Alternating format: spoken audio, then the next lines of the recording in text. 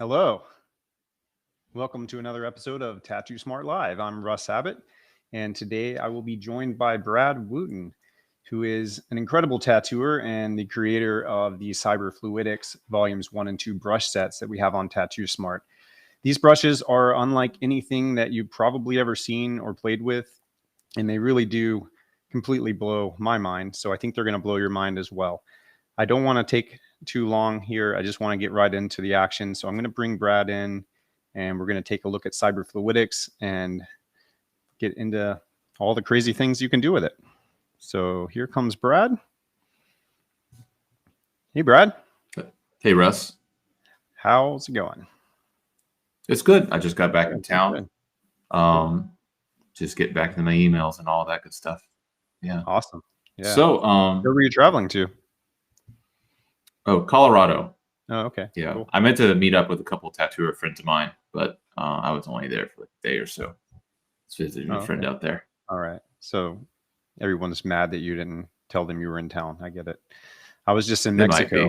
I was just in Mexico. I got to try scuba diving for the first time, and it was amazing. Oh, wow. How deep did you go? I don't know exactly how deep. It wasn't very deep because I was a total beginner and I had, the instructor there with me. I'm not like certified for scuba diving yet. This is just like, you've got someone just like right next to you the whole time taking care of you. But it was super cool. Really clear water. Deep water. Deep water scares me so much. It's It's the effect of like when you're actually, from the surface, it doesn't really, looking at water doesn't affect me at all. But it's like once you break the surface and actually look down and you cannot see a bottom, it's kind of like a fear of heights, but just so cold, dark, and oppressive and drowning and filled with monsters. It's right.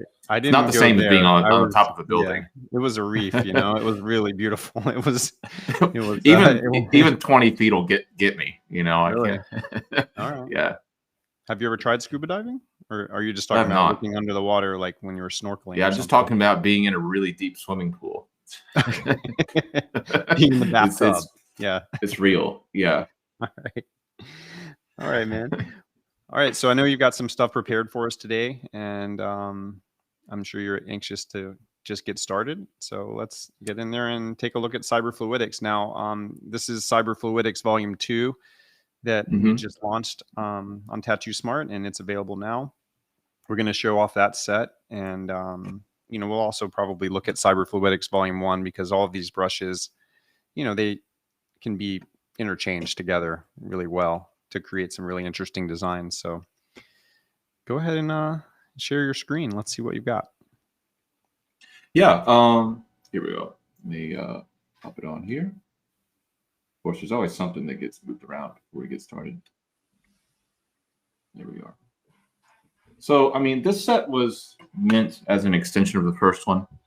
And I added a few things into this one that I couldn't really see working in the first one.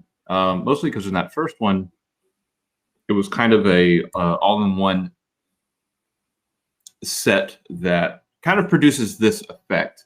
But this effect requires 2 layers. And the brush sets will actually just emit this out in one stroke. Let's see if I go back to the original here.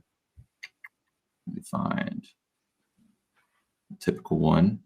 I like this one here. Where are you? Here we go. Yeah, so they just produce a hard edge effect, and as you keep going, it retains that hard edge throughout your strokes and will also retain it. Well, it depends on you can flip it too and sometimes get some different results here. Isometric ones don't flip 90 degrees very well though. But the way that this is done using 2 layers. And usually the way you would do that is you would, the first set, none of them are really made this way. And I didn't want to release a full set that for every brush you had to create 2 layers and go through this whole process. I wanted to just kind of give people something that works out of the box, but every single one of these can be used in that second way too with 2 layers. The way you do that is you crack one open here, and I'll go to the grain mode right over here on the side, and then this is blend mode right here, and you're going to change that back to multiply. I also like to come down here and raise the minimum opacity, but that's it. And if you do that and you want to reset it back, come over here and click Reset Brush. I'll show you what it does. Let's see, let me pull this up, make sure everything's square.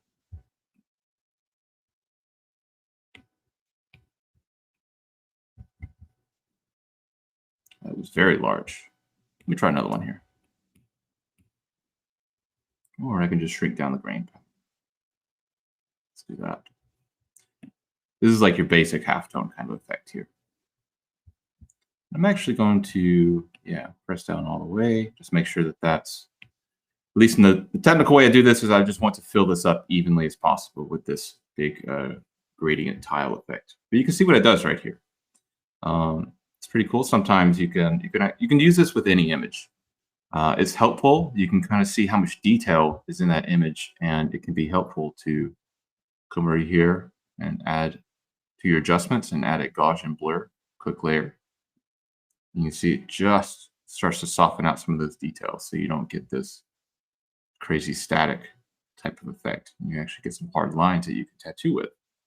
And of course, you can kind of increase this until it gets pretty strange.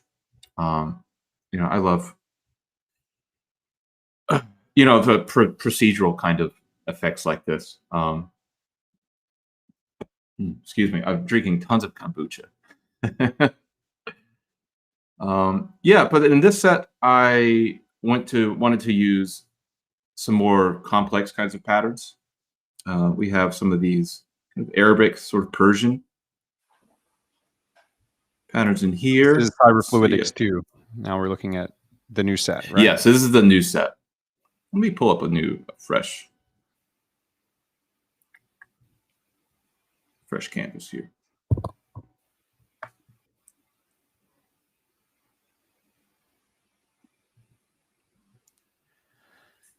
So this is the basic effect you can see here.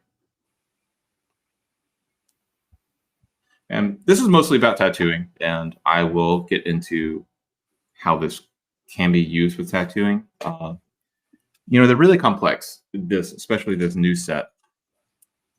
So you definitely want to kind of be careful when you're designing. But I wanted to include some smaller ones here so that, it's not just limited to tattooing. But this one's fun here. It's a Cairo 12 fold. I like this one quite a bit. Let me show you a couple others on here. I really enjoyed this. So the set is divided up into sort of families of brushes, kind of like the first one was. First we have these sort of geometric Arabic patterns. Next we have something that we called psilocybin, and it's just lots of very psychedelic, repeating patterns. Some of them on an isometric angle, some of them on a square angle. I was really happy with how this one turned out. And you can get, if they just keep pressing, you can get all the way up into that edge just before black. But it'll never actually fully blacken at all. I learned a lot making this set, and I've been having a lot of thoughts coming around the new one. Here's a different variation of a pattern that I wanted to include in the first one, but it was just a little bit out there for what it was. Yeah, lots of circles here. Let's go to the organic ones, and a lot of people really like these. This is something called, these are produced something, it's called reaction diffusion, and what it is this algorithm that can kind of predict and emulate patterns that you see in nature, like coral and zebra stripes and patterns on fish. Even the way that the brain actually kind of works around itself is sort of what it does is it just takes these sort of binaries and it finds a way for them to share space as they sort of grow and expand.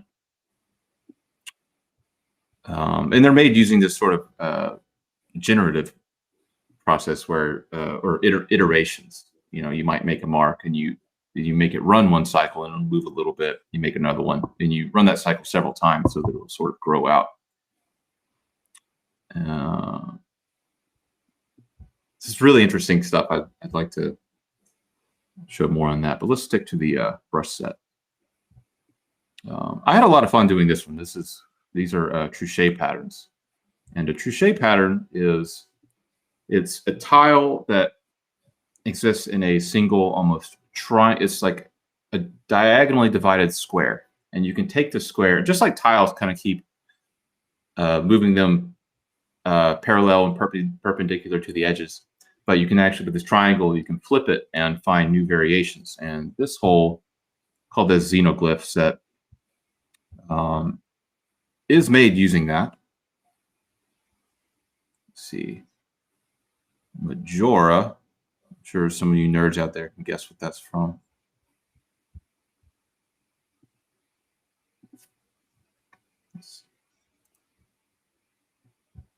Symbiote.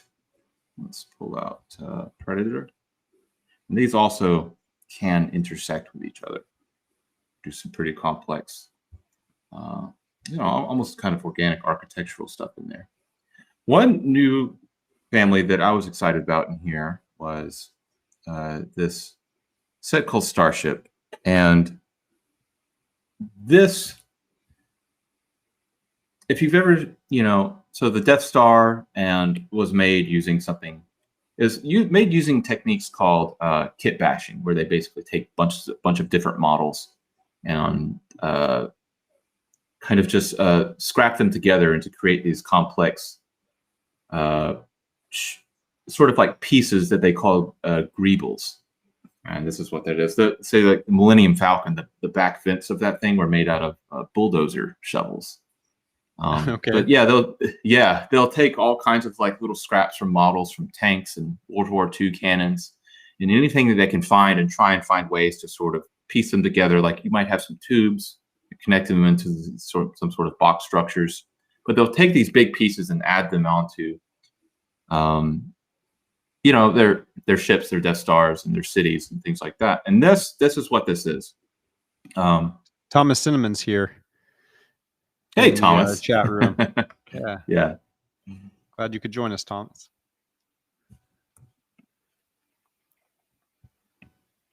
Yeah, you can produce a lot of complexity here really quick. This is probably harder to make sense how this is tattooable, but I can show you a design that I made over here that I used using it. It's really fun to do because of its unpredictability.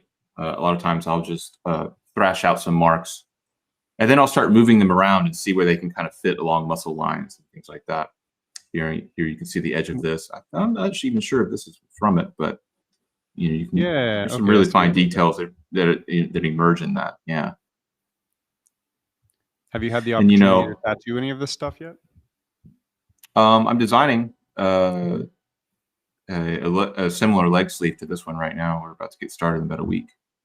It's not enough to show yet, though. Okay. On here. Let me come back into here. So we saw greebles, we saw truchet patterns. What else? In the Islamic, Persian looking patterns as well. Those are my personal favorite. Yeah. The last, at least, group on here is, I just called it substrate, and this was a more, so these shapes I couldn't tile in a way that was attractive at all because they're all circular, and but you know, some of these circular shapes I really wanted to put into the first set, but I was really uncertain about giving people, or putting a whole lot of work into these brushes here, not really knowing if people would find them useful at first. And seeing that every other brush in the original set could be used in that way, I wanted to just see how people used it, and they did. And I was really, really glad to see people biting into that. It's sort of using, you know, now you see tattooers using more procedural kind of techniques, using the 2 layers to get this stuff done. And let me just go ahead and hop into what that means let's go back to this one over here. So what this is composed of here, let's just go ahead and delete this, delete all of these, and just show it from the beginning. You can use any image. You can use any of the brushes that you like, paint anything that you like, and you can run it through or set these layers up so that you can kind of keep painting with your brushes that you like and add and modify and change, stretch and warp all of the substrate brushes, the pattern shapes beneath that. Let's go ahead and pop one of these on here. Let's see. How about this one right here?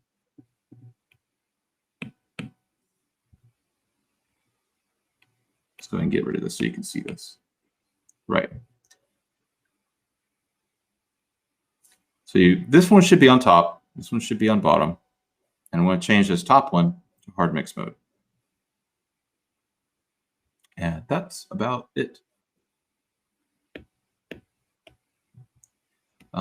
These, if you notice these brushes, can I interrupt you real quick, Brad? I just want to make sure that you are very clear about how to change the layer blending mode from normal, which is what it's set on for default, and let me come back over here. Mode. So you can see my selection right over here. So you see layer 1. I do have a pointer. Here we go. Look at that. So we have the first layer, the top layer over here, and you'll normally see an in just like you do here. All you gotta do is click on that, and you can scroll through all these blending modes. If you've never done this before, this is definitely the first place to start and seeing what all digital mediums can do. That's it right there, and your layer beneath that can be just a normal mode. Let's see now. Come back to this. So, but all these brushes you can see here, there is a version that you can see and a version that you can't see. What those are, they are dual brush versions of the same ones that are above them. And Procreate just doesn't really show dual brushes in the samples at all. I don't know why they're not. They haven't fixed that, but they have not. But both of them are pretty useful. I really like the dual versions. But what this means is that let me just pick one of these. I'll pick the curved shield, and you want to pick the one that's totally white. Come over to your colors, and you see these two colors right up here in the very top. Those are your primary and secondary colors. If you're used to Photoshop, you can actually, this is interesting, but you can actually use the same keyboard keys, or at least most of them that you use with Photoshop in Procreate. But you see here that I have two of these, and I can pick one or the other. And what'll happen is it'll use both of them at the same time, and I'll show you what this looks like. You see how they are stacking over top of one another, as opposed to this original here. So brushes usually work in either a single color and a certain amount of alpha, which means transparency. And that's visible. And let me just go to any standard brush that they have here. You can see that slight transparency in some of the edges of these. Like this here. This is a pattern that is just duplicated and splattered all over it. And it is whatever color that you have plus transparency that kind of create those shapes. And that's what happens here with this.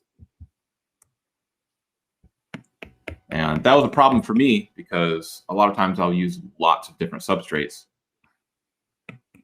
Now, I mean, you can get some pretty crazy stuff happening here, but I like to be a little bit more intentional. And the difference is if I take this and keep adding on top of here, let me switch that out, make sure I have the right way. It will just kind of keep covering them up, so you can keep it very clean. And you're able to change the colors from black and white to other colors as well, or no? You can. I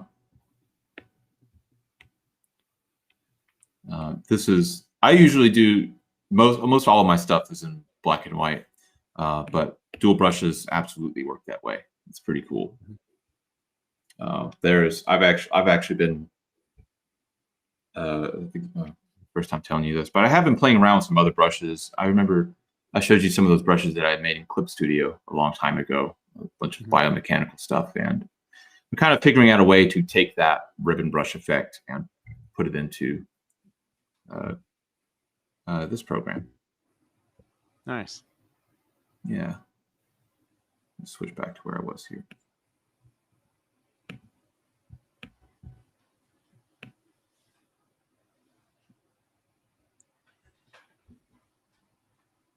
Let's give him a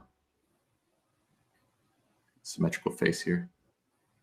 Yeah, I really wanted to put in some of these more circular shapes into the first one. Because in the very first one, I have my favorites are really some of these more basic ones, like this linear set here, but with a bunch of lines, and you can warp them around, but not enough to find a perfect circle. So I have a few of those in here.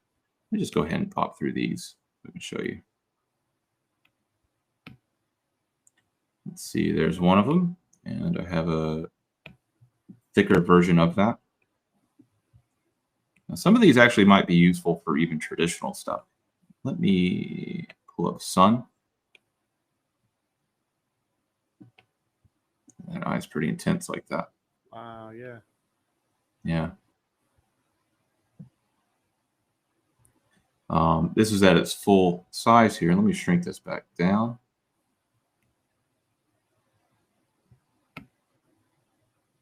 Here we go. Right. Now, what you can also do is probably, so I don't know if this is too much too soon, but Procreate has a limitation in that you can't put a mask on a group. And what that means is if I wanted to, say, group both of these, take my finger right here, select one, and then slide it across to the next one. Now, I just need to actually use this. And then you can click group right there. And I use mask constantly, but you can't put a mask on a group. And you also can't disconnect the mask. If I put a mask on this right here, and I make a mark, I can't actually keep that mask exactly where I want it and slide the image beneath it, which is really useful for if you want to like keep a clean section of something but move the pattern beneath it. There's a workaround though, and it's you can create a clipping mask, which is apparently like really old school in Photoshop. I didn't learn about this until like Procreate when I needed to find a way around this. But it's. Let me pull up. Let's see. Why was I showing that? Help me out here, Russ. I'm actually having a hard time following why you were showing it either. Fair. Okay. Yeah, I was kind of waiting to discover it. You could just table it and move on to something else until it comes back to you. I'm almost there. Okay. Yeah, no, you're right. Let's table that. Let's come back to that when I go into. Let me just sort of try, because this stuff is challenging even for me to follow along with. I'm happy to kind of walk you through and force you to keep it basic for me, because that's really all I can handle. So let's just back up to the beginning again. You've got this black and white photo of this guy. I do. It could be a black and white photo of any person that you find on the internet or that you shoot yourself, or a black and white illustration that you do, right? It's right.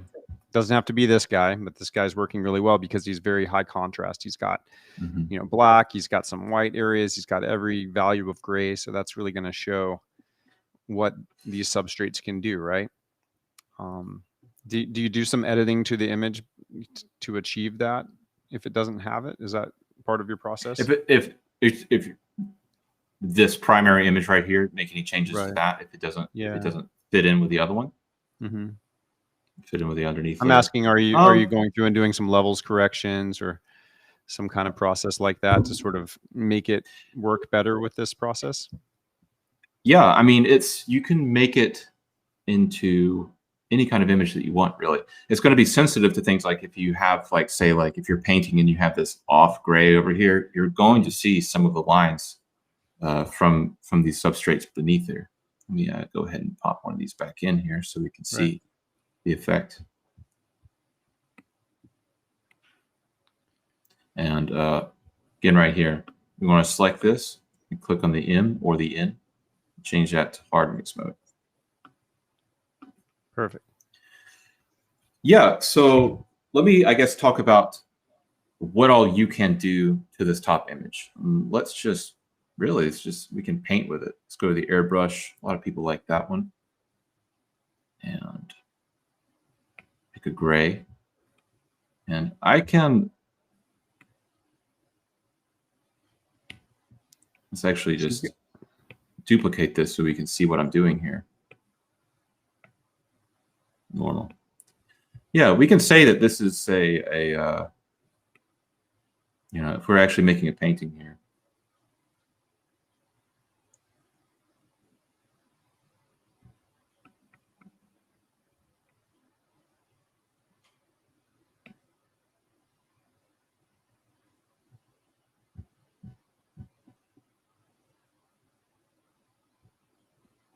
There we go. There's a start. You can use the brushes however you like, and it will always translate back into this. You can even work on it while it's like that. So let's say if I, let's bring down the white and bring this up a little bit. Let's say that maybe, I'm actually going to switch to my black. Let's say that this edge right here is not really very clear enough for us. You can just stick on top of that drawing and you will see the effect happen as you paint on it. You're painting on it exactly as it appears, you know, like this. But that's just not what you see when once it runs as it exists. In your document. Yeah, that is just so cool. Wow. I really like to make little modifications and things like that. I mostly do skulls if I'm doing anything in from realism. You can see here I can kind of draw out some of the nose and some of the features that may have gotten kind of obscured from it. And if you don't already mess with adjustments in Procreate, you're really missing out. I can go to curves here, and I don't know what, probably shouldn't take too much time to explain exactly what curves is, but you can kind of see what's happening here. You can open and close these lines. So if I'm tattooing this, this might be kind of a lot. I'm not really so sure about these very fine lines coming up into there. And if I want to see what that looks like without them, I can pull it back over this way. And this is just manipulating your starting image, right? Yeah. Yeah. We have a question in the chat room. Let me see if we can put this up on the screen. The question is, in order to get the photo of the face, then make it change shapes, how do I do that? Yeah, are you... It sounds like he's saying to manipulate the shape of the face. Does that what that sounds like to you? Yeah, I think he probably doesn't understand that he can manipulate the original image of the face, or that he could manipulate the substrate that you added from the brush set. He could manipulate that as well. He probably just sees a lot of things moving on the screen really fast and isn't sure exactly what's causing it. In order to get the photo of the shape and make it change that, I mean, you definitely want to be drawing on the layer of the face. There's a few things that I could think of what you mean by that. One would be liquefying and actually changing the shape of the face, which that has more to do with painting than this technique exactly. Which, but I use warp all of the time. It's very fun. And you can see here too. Maybe this might help answer the other possibility, which is how to maybe exactly how these layers are being separated here. You can see that they are different here. Let me select the substrate layer down here, and I'm going to just move it around. And you can see how these lines expand and contract as they move across this surface. The same is true as if I just grab the top image or the drawing image that we're using. We can move this around and see exactly how that substrate beneath that produce, like how they react together.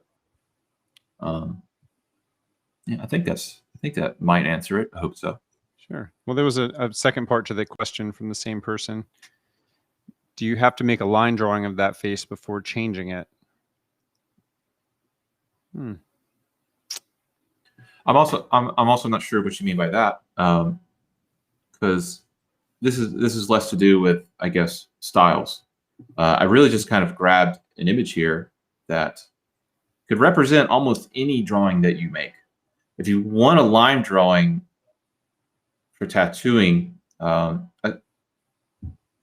not exactly sure what you're trying to achieve with that. Yeah, I'm not entirely sure either. Maybe they can clarify in the chat room, and we'll go back to that. Yeah. Well, I have another example of how that works right here. I should have gotten Vincent Price. How to transfer large projects to the body. I do not understand this. Well, I can go on for a while about that. It's a little diversion, what we're talking about here, but I might be able to simplify it. Do you think we've got time, Russ? Okay. Yeah, let's save that one for the end. Okay. That sounds good. All right. That'll be in the appropriate place. I'll try to do one of these drawings here. Yeah. It's another example of what I used. This one is called Octave or Harmony, I believe. Yeah, I believe this one is Harmony right here. And it's just eventually, though, I wanted to go through one of these full-on designs, and it would definitely be useful to also talk about how that design could be transferred onto a person, because I mean, really, these are almost so fine and so repetitive that they almost work really well at larger scales. I would at least think that. Well, I guess that's true. Most all tattoos, according to most any tattooer that you ask. Let's see here. Let me just kind of peruse through some of these here. Yeah, this one was from one of the from the Xenomorph set. You can see I actually have two different sizes going on in here, and you can absolutely use colors. There is a second stroke that was made in here that you can see that inner line width happening right here. This was actually one of my favorite patterns that came out of the new set. It's very, I don't know, insect-like. And this was used as almost the entire pattern, save for maybe down here, or maybe around the arms or so, where I had actually created some new stuff. This is actually a little bit more drawing that's going up at the top here, maybe around some of the shoulders here too. I already saw that. This is what, so I'd like to go through a process of how something like, at least like this, can be made later on here.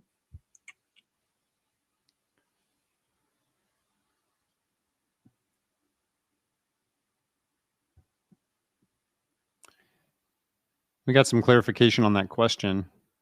Good. I'll try to put it up here. It says, basically, when you pull that photo into Procreate, do you need to change anything before adding stuff on top of the image to make the design changes? They already purchased the set, so they're ready to learn how to use this. Yeah. So do I need to make any changes to that image before you go through with it? Well, yeah, I guess maybe they're asking about what I was asking about too. Do you typically make any adjustments to the levels of the image, which you already showed, but maybe you can show it. You really just want a good image, like a really good image. Something with strong values. These can work with more flat values. There's certainly a way that you can. Let's see here. Let me take a straight gray. Now this is, as far as like to answer the question more directly, you can take the image and just pop it right in here and just go. It could even be in color, but you're going to get some really crazy things going on. It's going to start pulling out RGBs or CMYKs into it. And so I just work in black and white is what I like to do. But as far as any kind of processing before you put it into this, there's really nothing that you absolutely have to do. I like to, I went over this a second ago maybe, but like add a little bit of blur sometimes. Sometimes it gets a little crazy when you have some texture in the image. And it can clean up, if you're making a stencil of this, it can kind of help clean that up and even simplify it too. If I keep doing this, you can kind of see exactly where a solid black should or should not be. I actually use that for, even when I'm not doing this at all, if I wanted to, say, like, do a portrait of this image here, we can do this. Let's see here.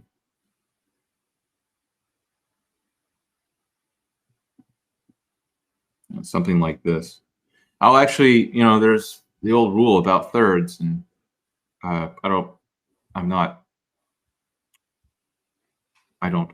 like to always follow rules, but a lot of times I'll keep alongside on the side something like this. And as I'm actually dipping, and if I'm coming in the tattoo in area, this will tell me, even if it's supposed to be kind of shaded or not, this will tell me whether or not I should be dipping into my black or into a wash, and either lead into it. It's definitely you would always want to almost always take your black and do a little bit lighter version of that rather than taking a dark wash and trying to pack that in. Almost always. And I would use this for that kind of gauge for myself. It's actually, you can set it wherever looks right. That looks about right for me. Yeah, any processing to the image.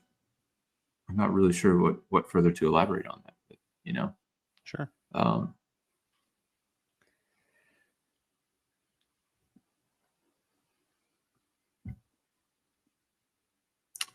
Maybe I could go ahead and go through one of these full-on designs here. Yeah, I'd like to show you guys how at least I get to something like this, where we have all these different values and things are sort of conform to the body, more or less. I get a little bit more specific about that once the client's actually in front of me. And just ways that I can kind of bar off and both have that complexity and simplicity too in the same design. Let me go ahead and pull it up here. So, and maybe this will answer some of those questions that we had earlier.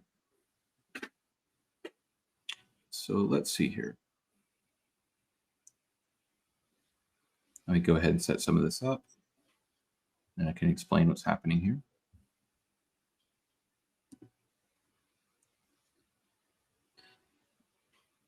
Actually, I have this one set up a little bit better now.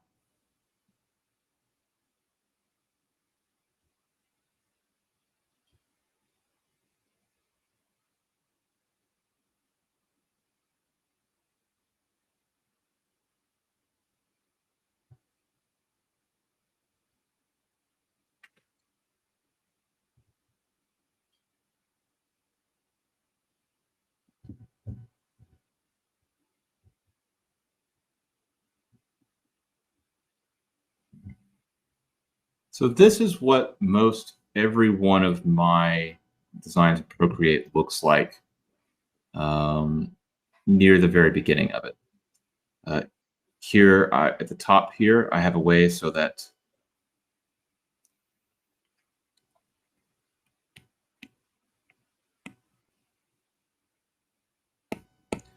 the image will actually look like it's more tattooed. Kind of see the tattooed skin effect in this. I like that much better than this here. So I have two layers that accomplish that, and I like to throw them in a group. And then if I'm using this two-layer substrate technique, I have, and this is also replaces the problem with having folders and masks on the folders. But I have this base, which is just a white fill of the figure that you want to work in, so you don't have any spillage coming out of the image. I have 3 of those. One for the substrate, one for the hard mix layers, and one for the like normal grays that would be in the piece, or any kind of shading, any sort of normal looking drawing part. This is the way that you can have almost everything working together and get some really, really complex stuff happening. I will go ahead and let's start from the beginning on at least on how this part works here. This setup. Delete, delete. Unlock this.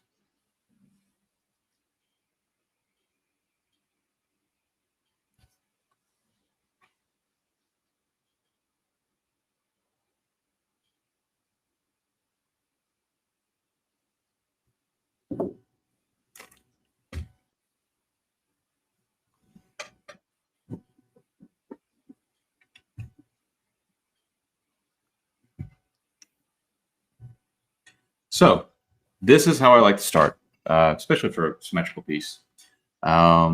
Before I get started, I usually set up a drawing guide.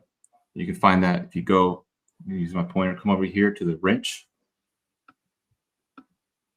And you want to go to Canvas, which is already right here, and switch on Drawing Guide. But for that to work, you need to click on, let's see, what is this button right below here? Edit Drawing Guide, and then select Symmetry. And it'll just throw it right into the center for you. You don't really have to do anything else. Then make sure it's turned on. You can see this little line happening right here. I always make sure that I take my image 2 and I line it up with that. And then that way everything's going to fall exactly where I want it to.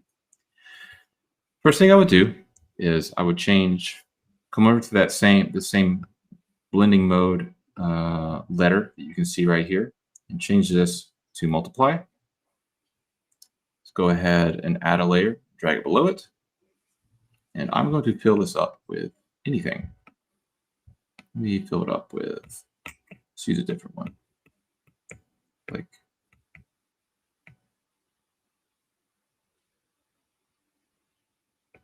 I like this one right here, I think.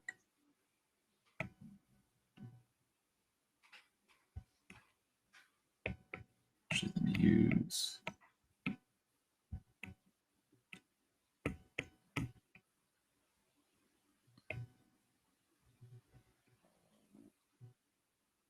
that'll work fine for now. So I just go ahead and put something down on there so that I can see what's happening as I put this together, because it works kind of backwards in that you have your photos or your drawings of your clients on top of everything that you're drawing. So, but you change this to multiply and swipe left and then click duplicate right here. Come to this new one, change that to lighter color. Now, this is where it happens. You come over to adjustments here and then curves. Click layer. What I do is I grab somewhere in here and I just drag it down. I like to put it about right there. And then I also like to add a little bit of cushion right there, so that way you don't have any really flat blacks happening in here. You can see I can drag this just about anywhere I want. And you can get, you know, that actually looks pretty good. But just for clarity's sake, I kind of like to keep it mostly dark. If you take this and then try and start moving the very end of it around, you can sort of see what happens here as it actually starts to draw. What you're doing is you're taking that white, crushing it down. And then that's when the everything beneath that starts to bleed through. So that's it for that. I'll select these and I'll group those, and then I'll lock it just like that. But actually, before that, let's select one of these right here, and I'm going to come over to your select button, which is this S right here. Make sure that it's on automatic. And you click down with your pencil. And if you slide left to right, what you're actually seeing here is the selection like expand or shrink away from the value that you selected. So you can see here that I selected.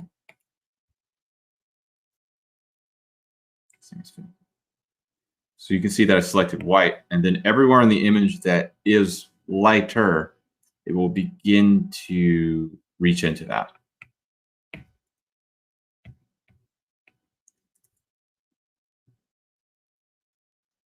So what I'll do is I'll leave it all the way back because I don't want any of those highlights to disappear. I'll select here. Let's actually kind of expand that out just a little bit. You can kind of press back onto it. and readjust how far it goes in. There we go. I think that gets everything I want. I'm not really worried about that part up here.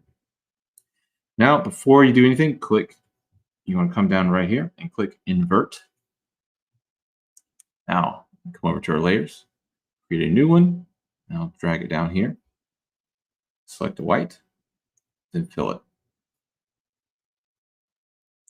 And that's most of the work of setting up. Everything else is duplicating these so that each of your styles or your layer groups can have their own mask. This is essentially a mask is what I've made here. If I turn this off, change my background color, this is exactly what it is. That's all it is right there. It's kind of like a piece of primer that sits on top and just doesn't let anything else, any of the designs fall out of the overhang of it. Put this back here. Turn this back on. Now, let me go ahead and let's see here. What do I want to do? Let's create a new layer. And to get more like this drawing that is back here, or at least this particular style, the way that this works, and years ago, I had seen people start to do this where they will have like an attractive sort of shape, kind of like, diamonds and sort of Pinterest-like kind of tattoos that you see before, but it would actually just be a solid shape that was kind of conformed to the body. And then they would mask in a repeating pattern inside of that. That's essentially what I'm doing. You can add or subtract any amount of complexity to that.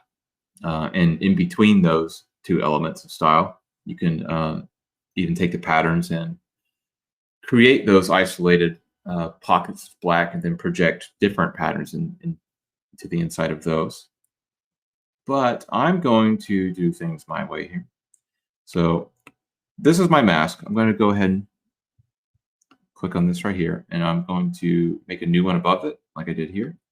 You want to click Clipping Mask. Let me see what that does here.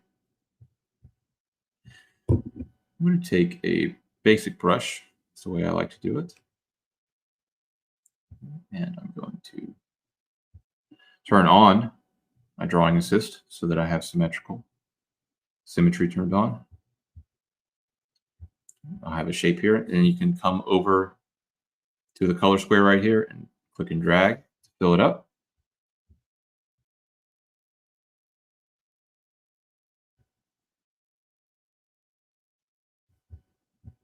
The point of the shoulder blades runs about right here. So a lot of the time I will make my turns happen around that same location. Let's see.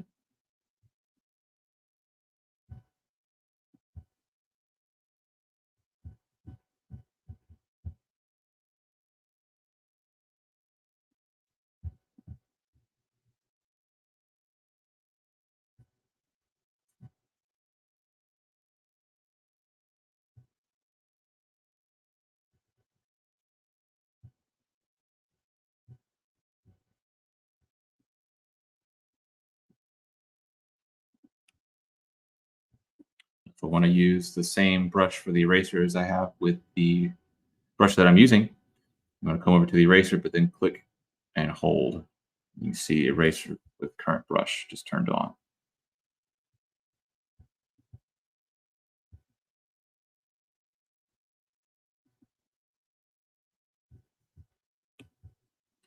I also really like to have shared angles happening in a piece, and you can see this angle happening right here. I might try and come down in here and find that same angle.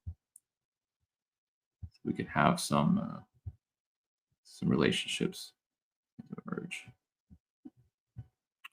Not sure about this particular time.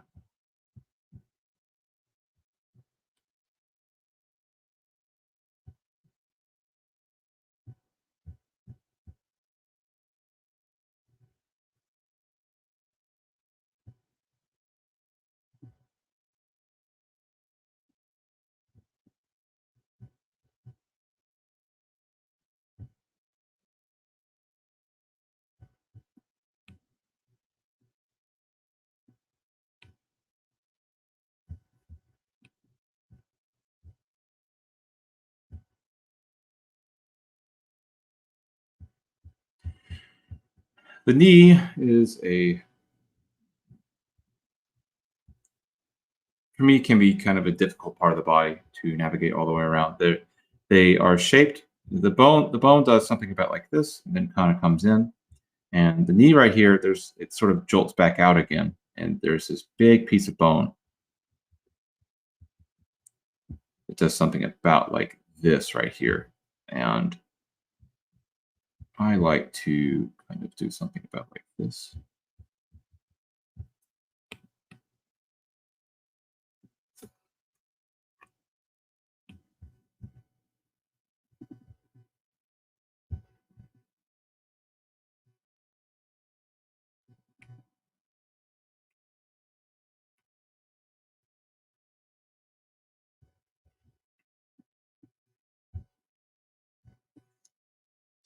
Let me go ahead and actually jump back. I'm just going to I had actually made a drawing of this already. So let me just copy that. I wanted to go through a little bit of it though, so you can kind of see some of that struggle. Here we go, paste. And that's what I wanted to do right there. Make sure clipping mask is turned back on. So now I'm going to just call this one tones. And so the way that clipping mask works here is if you want to change the opacity of something, you can do it here. But a lot of times, if you want like, you can actually see, you can stack these. So it can have a different, let's use a white. This is, so I'm using white right now. That's another reason that I really like to have the skin files on top. See here, because we can still see this skin.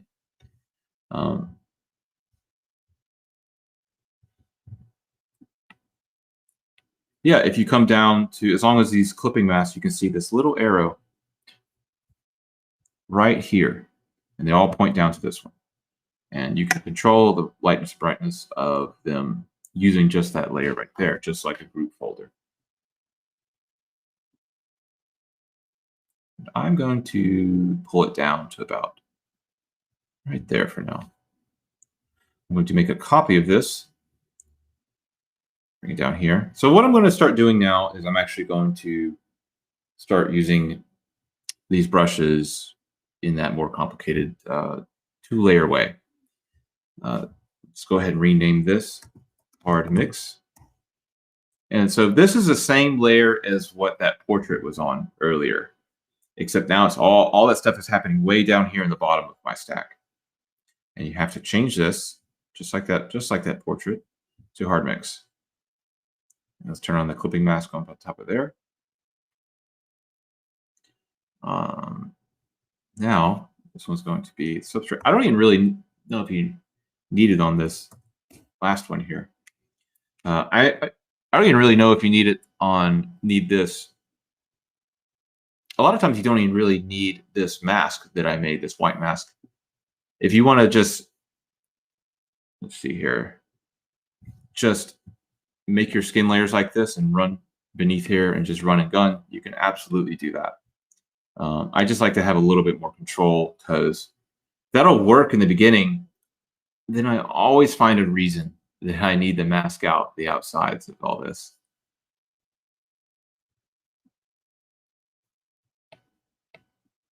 So this is where the substrate happens.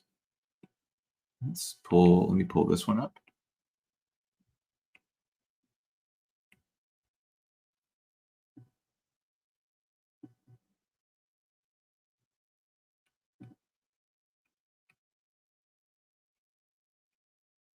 Okay.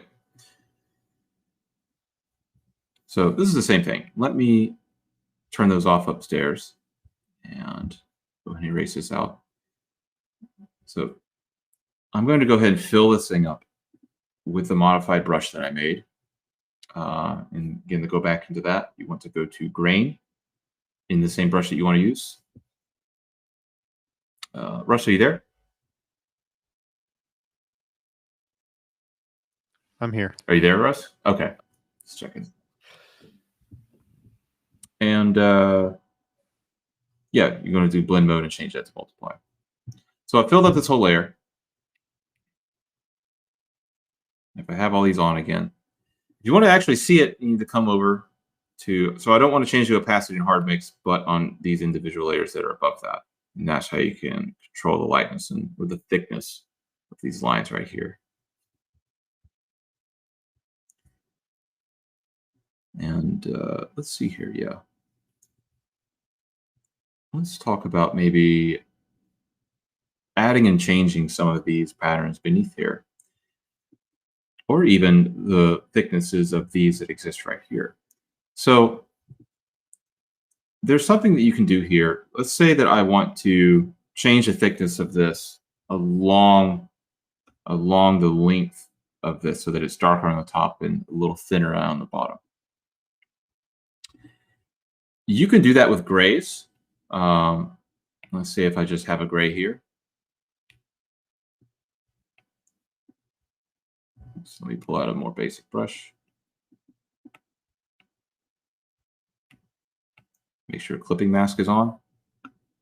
So I have this hard mix layer, and then the layer that actually pulls the pattern from the substrate into it, and then another one up here because we want to keep modifying that layer below here. But you see there's a problem. It starts to kind of go outside the edges. And you can control the thickness by changing the darkness of the grays here, but you still don't have that control of that. So what I do instead is I will, let's see here. Let's duplicate this. I'm going to get kind of weird here and pull the opacity all the way up.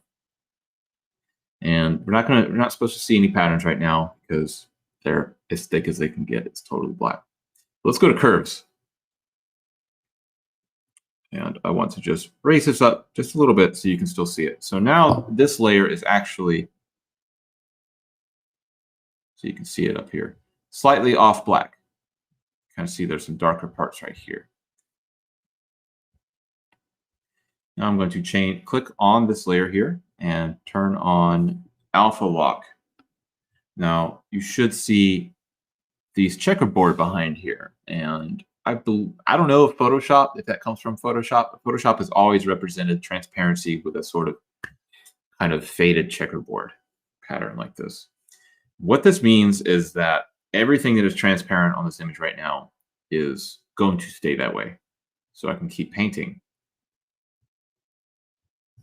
Let's use this off-white. And that's fine. I'll just keep using the standard brush here. Turn down the opacity.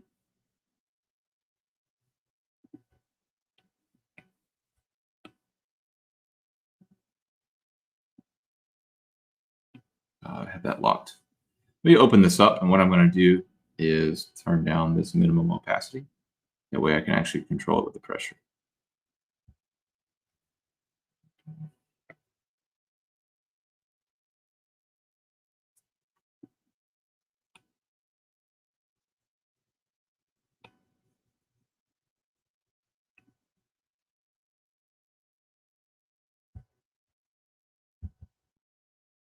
Do that, turn on my drawing assist. It's easy to forget.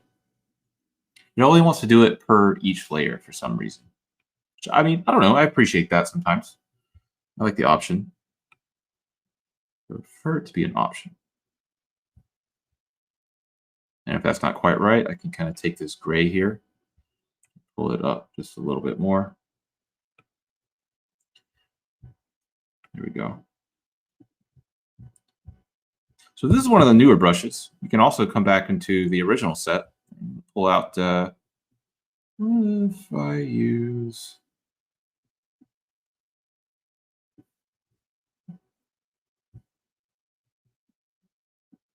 there we go. See, I had made a mod there and had to push reset.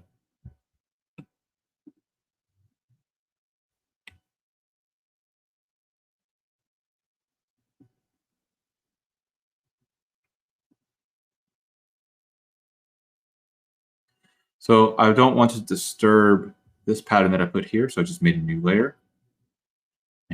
Clip on clipping mask.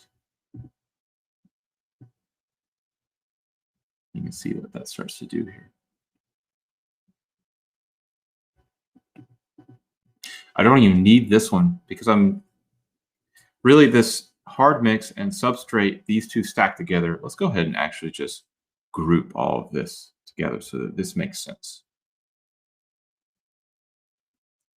Mix. There we go. And what I can actually do here is use the normal brushes up here in the tones layer. And this could be really called, let's just call this normal. I'll group that together here as well.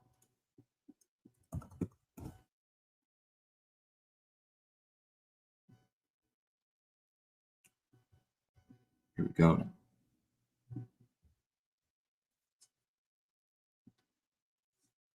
So what I've done with this normal layer, though, is what I did down in here is I took these big, bold, dark shapes, and I just duplicated it, and I brought it above everything that I had made in these patterns, and I just lowered the opacity down. Actually, the opacity is stored in this one right here. You see if I've turned it all the way up, it's exactly the way it was. This is a way that I can add those grays back into it again. And I like for the things inside of my patterns to be relatively dark. 50%, at least over time, kind of starts to look a little weak. When I'm at 50%, it's like, say, like if I'm tattooing and I'm using a pre-wash, the medium. It's just a little bit light. So you're saying you might go with a solid black and then a dark gray wash for the pattern? Yeah, I like to. But it kind of depends on the density that you want to do it to. Yeah, you can, always control the lightness or darkness of whatever kind of pigment you're using by changing the density. You know how like a lot of portrait artists might like try and pack a dark gray versus maybe brushing a black. I prefer to use the black to brush it. I just kind of don't really just sort of have a distrust of not using it, I guess. Mm-hmm. Every time I've seen something heal up, at least it packed to wash, it it just doesn't seem to stay for like just quite as long. It also takes longer, Mm-hmm.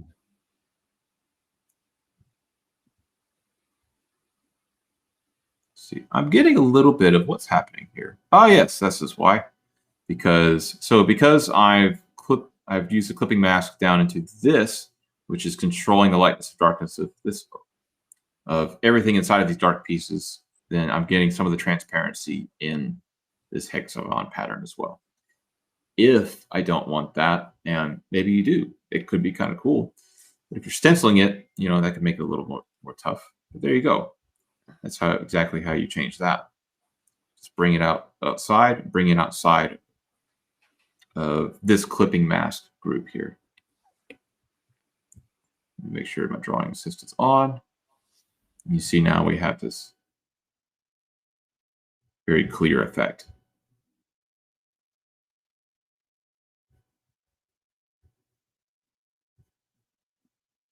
And of course, it can still be adjusted this way. Let's see, what else do I want to show you here?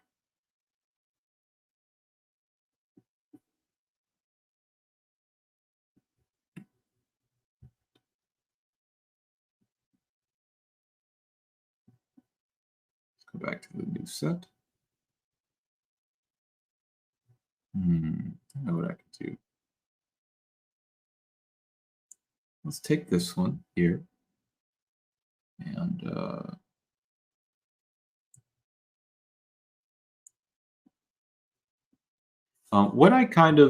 since all of these brushes can be used as a substrate in those two layers, but they don't come that way because I didn't want to double the amount of brushes that would be in this, and I don't always I find myself using a very limited range actually as a substrate, because the more complicated they get, the harder it is to really see the image coming out over top of it. Although the complex ones work fine in this sort of way right here. Let's see here. But what I would definitely recommend to do is just to make a new brush set. And if I come over to here, this is sort of my scraps of substrate. I actually can see I actually have one of the new patterns already in here, like right there. And let's go down into our substrate here. And we'll to turn off this one here. And let's make a new one, but make sure it's on clipping mask first. And if you're a Photoshop user, and you have your two colors up here, just click X. Click X over and over again. Change your colors out. And you see what's happened here is since that gradient of gradient of value is being applied already to this newer pattern here. And let's move this over a little bit. I will say one thing that I forgot to do in this page right here is if you set your document to 3000 pixels wide, all of these isometric brushes will align straight to the center of it. So anytime you're doing something symmetrical and want to turn that on and line everything up, you see how it's a little bit off here. There we go. Yes, if you start with it, if you make your document 3000 wide, it will do that correctly.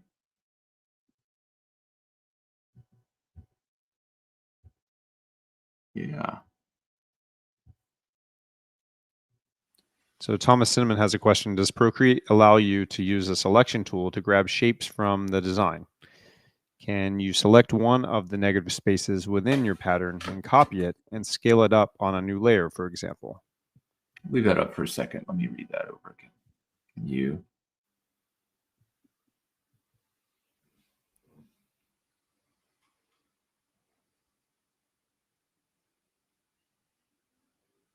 Yeah, I know what you're talking about.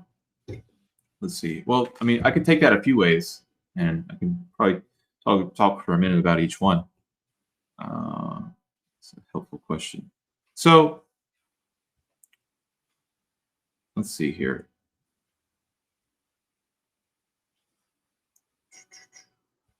Let me turn off these extra layers up on top here.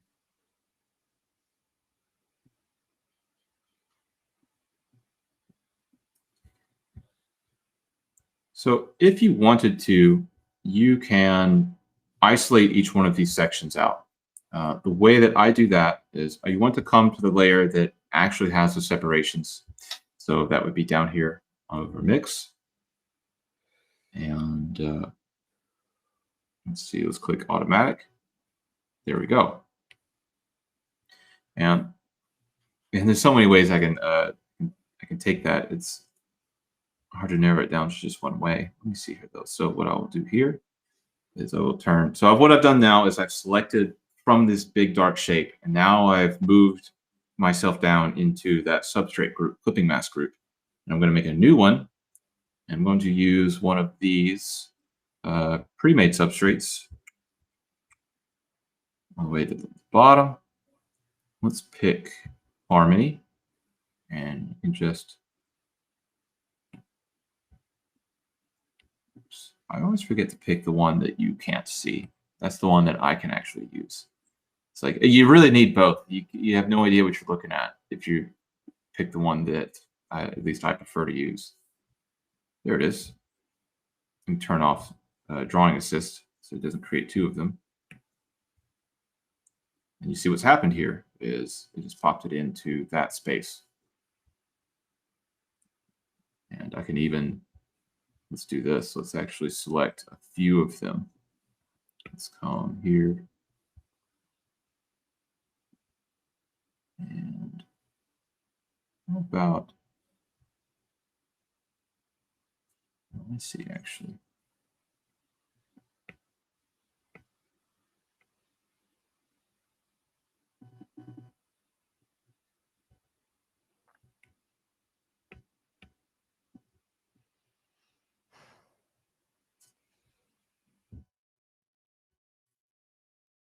what I can do here instead is just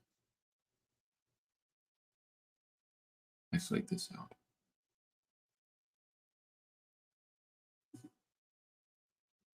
There we go.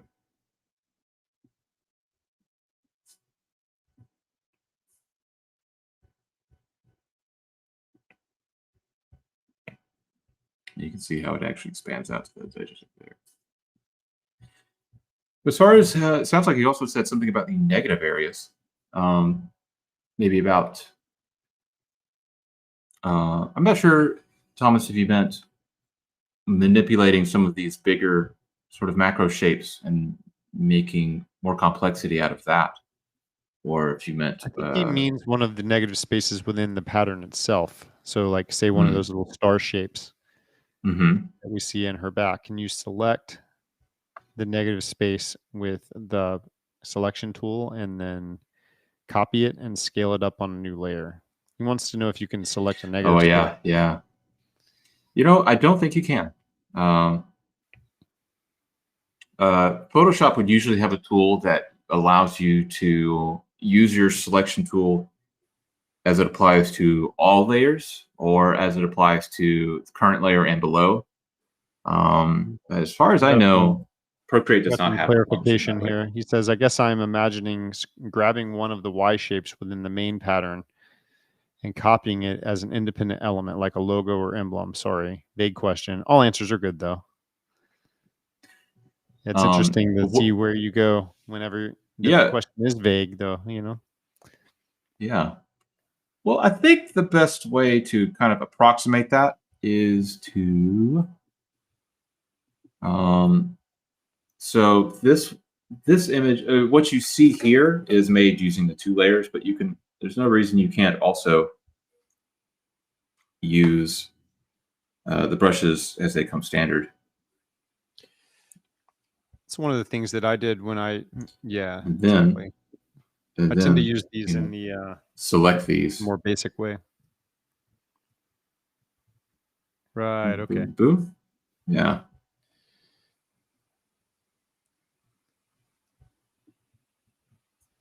I do love me a selection tool.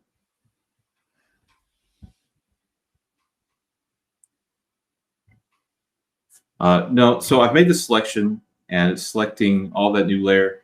If I want to copy this, I take 3 fingers and I pull down. It's just like this. You select it, and then swipe down this way. And what I'll do is I'll click this button right here, cut and paste, because I don't actually want any of the rest of it that I have here. I can just go ahead and delete this whole layer here. And so now you see you got this. And I actually really do like to do something like this, is where I will be a little bit more selective about what pieces I want to bring forward and not. Let's see here. What else can we do with this?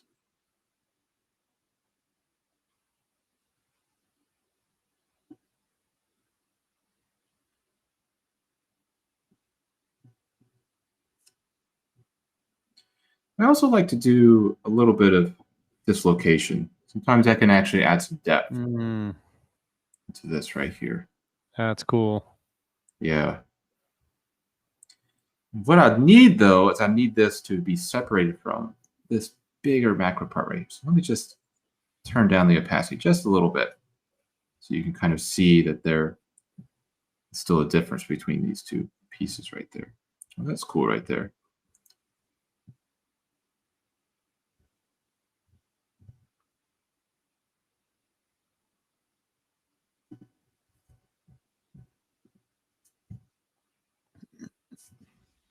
So let me see here. Where do I really want to take this right now? Because if I want to approach sort of what we had what I had shown you a moment ago, or about 30 minutes ago, that bigger piece from the front, and it has some gray areas running through it. And those are fairly simple. You know, I pretty much just will take a standard brush here and you know, add these sections out on top. And you can turn down the opacity here to still get some of that pattern beneath here.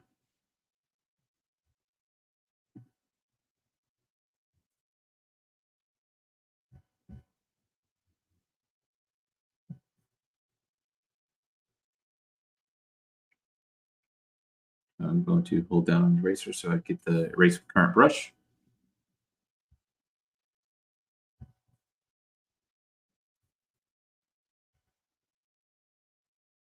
Now, what can we do with this? No.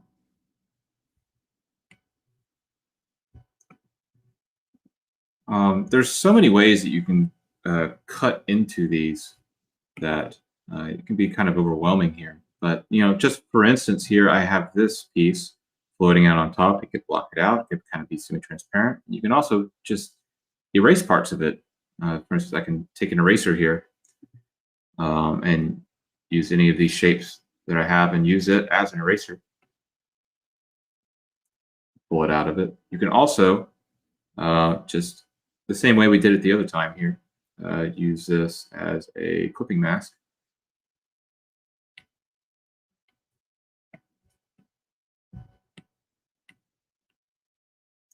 What I just did just now is I wanted to use the same brush that I used with the eraser. So I just selected the eraser and then clicked and held down on the brush. You can also use that with the smudge tool. Pick, how about, like this one right here.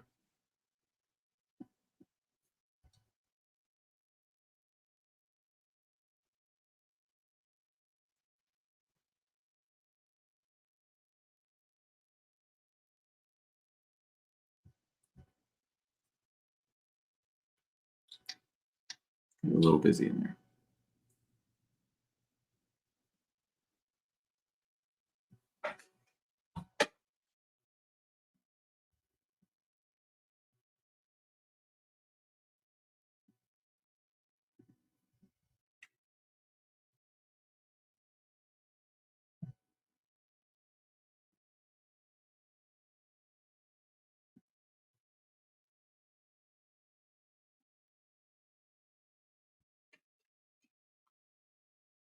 Part of me kind of wants to keep you doing what I just did a moment ago. Thomas talked about here, which was taking one of these shapes as they exist, and let's go ahead and just. Yeah, this is something interesting you can do too with these. Is you can keep stacking the hard mix layers. So you can see if I do this. I do this sometimes is where, you know, just barely when it starts to get wide enough to fit a new line on the inside of it, you can begin to do that. I'm sticking it up just a little bit more down here. And let's lower it down because it's starting to kind of lose itself. There we go. You see, that can get really complex very fast. I wouldn't use a pattern this complex across. Going across joints is the biggest challenge when it comes to stenciling this kind of stuff.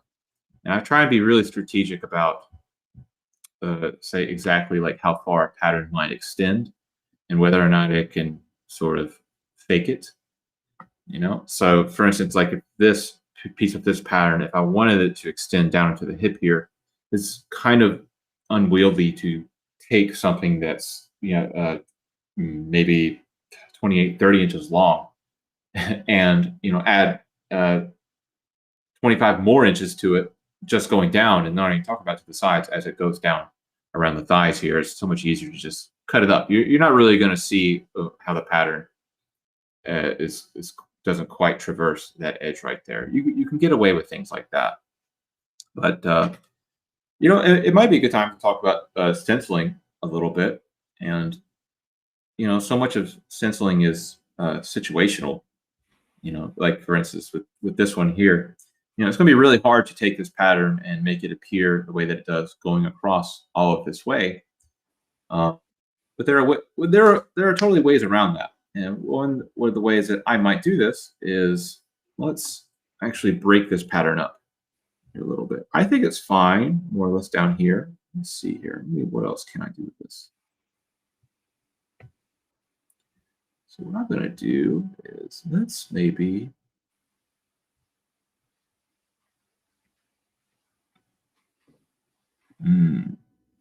here we go. I'm going to come back. So this layer right here that I've got selected is a part of the hard mix clipping mask group. And this is what's making our pattern emerge or not. So what I can do is I can just come back into this one. Let's go ahead and duplicate it in case I want to undo what I do here. I'll take a basic brush. Let's take black.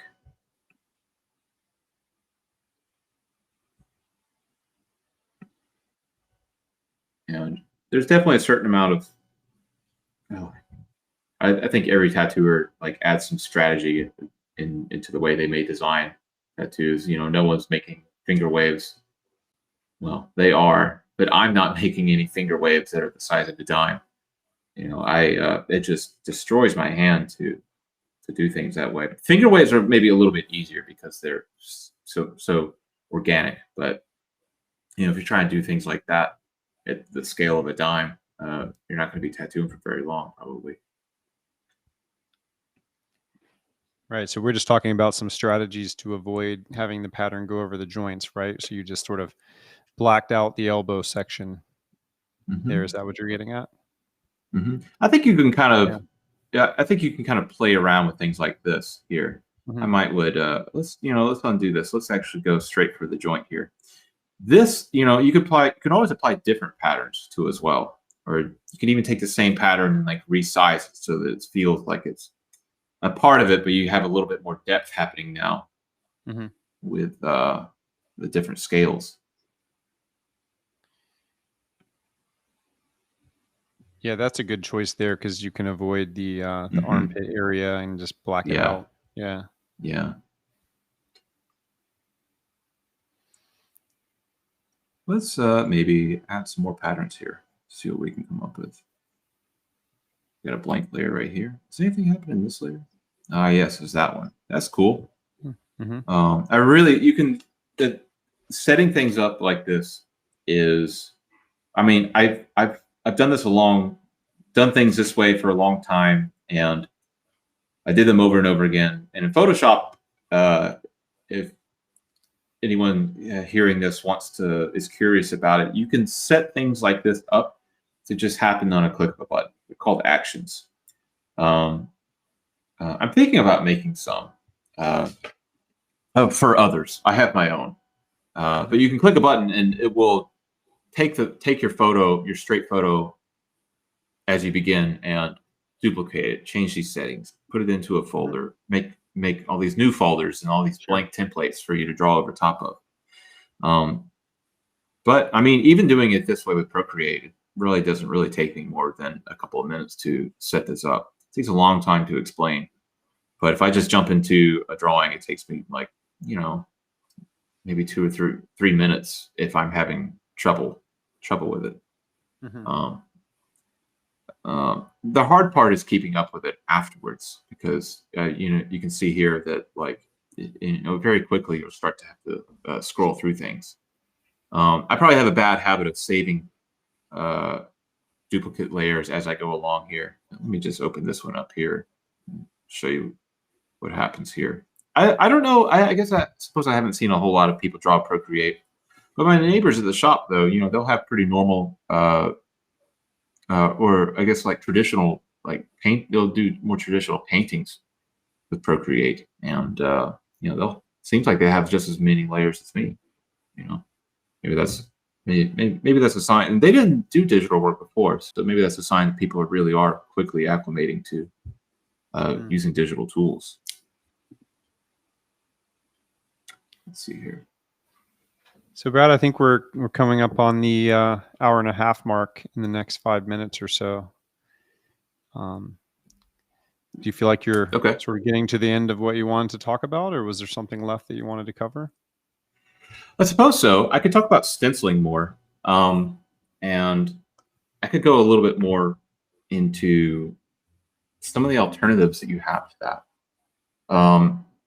So what I'll do a lot of times is I may have something like this prepared and ready to go, but adapting it to the body can be more difficult. And sometimes I don't, or a lot of the times, at least in my work, you know, maybe we want to look at that as for some examples here. Here, I can pull it up right now. you know, for pieces like this, for instance.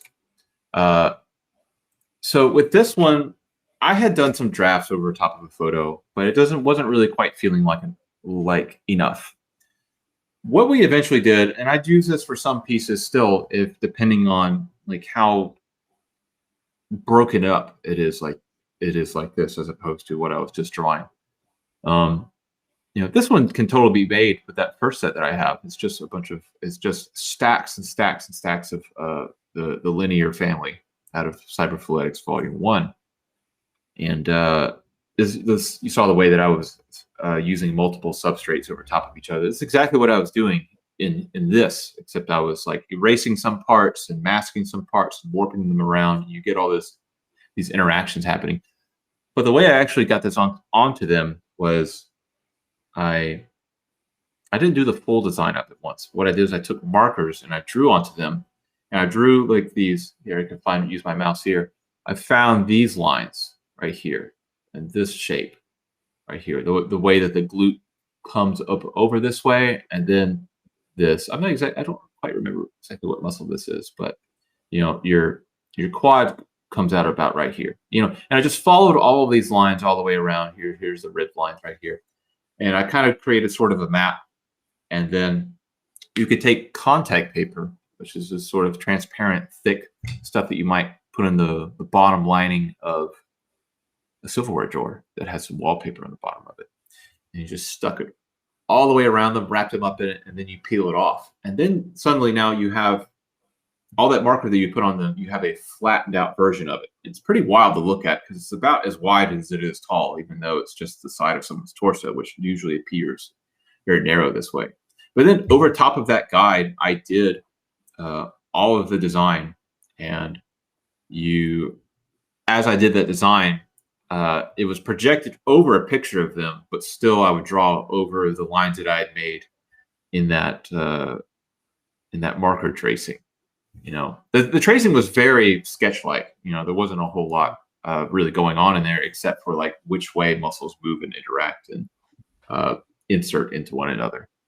But the really great part about doing that is once I actually had my design, it was already made to go exactly where I had made those original lines on them. And it was just a matter of putting that back where it belonged, really. There was no like kind of like, you know, licking your thumb and doing this kind of thing like you do with taking a design that you designed only in a digital format and then put it onto someone. But the problem with doing that is a lot of times you'll have compression where you'll have a flat design, but then as soon as you stick it onto a person, that design will begin to do this. And on the sides, it will visually begin to sort of pull in and compress. You don't really always get a great fit. Or you'll get an inaccurate fit if you don't like, you know, compensate for that. Sure. Yeah, but doing it that way, there was just you didn't need to do any of that at all. You know, so sometimes I'll find intersections between that and doing more so this kind of thing here. And a lot of times I'll combine them together. A lot of times when someone comes in, we will have a day where there's really no tattooing at all, and I might just do some tailoring and test and see how some of my designs might fit if I were to stencil them, and whether or not I can draw certain parts in or not. Let's see here. There was a piece. Go back into here. And where are you, buddy? Here you are. You know, this one's, for instance, is I ended up just drawing this one in. Just completely drawing it in because it's just there was so much working around and diagonal directions in it. But there was a piece here, for instance, this. I drew a lot of those bigger shapes in, but as to do this part of this is from the first set, that pattern. I had a gray line, and then I just put some tape around the edges, and you just stencil straight into that, peel it off, and you have this perfect section where you don't have to, you know, the bigger shape of it is tuned exactly for how I would want it to conform to the body, and then you have this pattern beneath that, which is doing this completely different thing. Did you say you were really interesting? You just said something really interesting to me. I've never considered putting a tape mask onto the skin directly. Is that what you're saying? Yeah, yeah. It was really cool. Yeah, I'll just take medical Oh, tape. wow. Yeah. There's like artist tape and all that kind Yeah, of there's thing, a lot but of different widths of tape that you could yeah. use. I just bought some I like 1/4 inch wide tape just the Mhm. other day at the art store. So you could get, 1/2 inch, 1/4 inch, 1 inch, make a Yeah. pretty complex pattern, and then stencil an even more complex pattern on top of that. hmm You don't even really, and you don't even need the different varieties of tape width. If you have that perforated kind of medical tape that tears it always tears perpendicular. And I just use Mm, that. I just tear off a strip and I measure exactly what I want. That's all the effort I need. And it just peels apart the perfect width the whole way. yeah. If you just want to just run a gun and get yourself started with it, Mhm. But I haven't gone to the art store and looked for that yet. Because most of the time I just end up getting a section like this and I don't need too much Mhm. precision. Although we did have some lines in here like that, but those really weren't very hard at all to do, Mhm. So yeah, I guess as I was saying, having a combination or being fully prepared for some kind of combination between drawing it on and stenciling, and possibly even drawing onto them with markers and peeling it off and re-stenciling that. I guess those are sort of Mhm. three things that I consider when I'm looking at someone's arm once they're finally in front of me and exactly how I'm going to do this. You Sure know, thing. yeah. Awesome. I think it's about it. All right. Well, thanks so much for taking us through all this insanity. Um, I think it's a I, lot. ho- I It's hope quite I a made bit. I hope I made it make sense. A little, yeah. Yeah. I think it's one of those things where anyone who wants to really figure out how to do it is going to have to dive in and sort of have some of the challenges themselves, and then come back to this video. We'll of course leave this up on our YouTube channel so you can access it later and watch it as many times as you need to try to get it. But Brad, as always, it's been an absolute pleasure to have you join us on the channel tonight, and we look forward to Yeah. having you back again sometime soon. Yeah. And I need to come down there. It's yeah, I'm yeah, come getting ready. Yeah. come on back. Yeah, it was really fun when you were here shooting that commercial. I'm gonna play the Cyberfluidics commercial one more time as we go out, and let everyone see the insanity that we created here at my house with the help of our videographer friend Carlos. So let me cue that up here, and we will see all you guys later. Here's the video.